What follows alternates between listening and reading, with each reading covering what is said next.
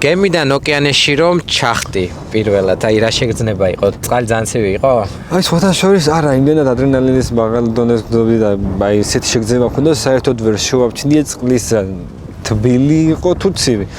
უფრო ჭიდილი მქონდა, რომ ანუ რას ვაპირებ და აი წყალში ოდესაც ჩავხდი, მე შემდეგი ის მქონდა რა ქვია საკუთარ თავში ბრძოლა, რომ ხმელეთს ოღონდ შევეხო, ცოცხალი ან მკვდარი.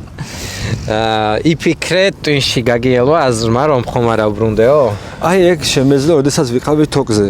აი ხელით დაკიდებული და ვეკიდა ძალიან ბევრჯერ შემეძლო მაგის გამეორება ისე რომ ანუ არც ჩავვარდებოდ. დაუფიქრდი შენ თავს დაუსი კითხვა რომ დაუსი რომ ანუ რატომ ვაკეთებ ამ ყველაფერს და ანუ არ პასუხი დღემდე არ გამიცია, რადგან მე აქ ვარ და იმ მომენტში ხელი გავუშვი თოქს. და დაიწყო ცურვა. დიახ, დაიწყო ცურვა 2 საათის შემდეგ გავედი ხმელეთზე, იყო ძალიან მაგარი შეგრძნება. ისვენებდი გზა და გზა?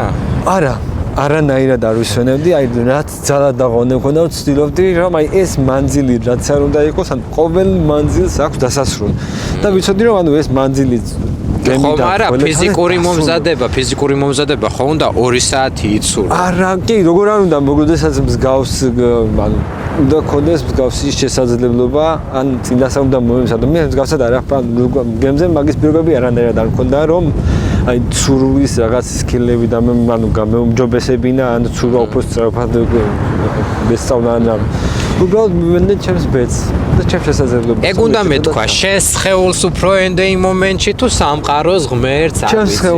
ჩემს სხეულს მენდე და სამყაროს იმით რომ სიურპრიზად არაფერი ისეთი არ დამახვედრა იმ მომენტში მონაკოჩი ოკეანის, რაც სიურპრიზი შეიძლება ყოფილიყო. დიახ, ძალიან დიდი და დიდი კბილებით და პირით ზვიგენი.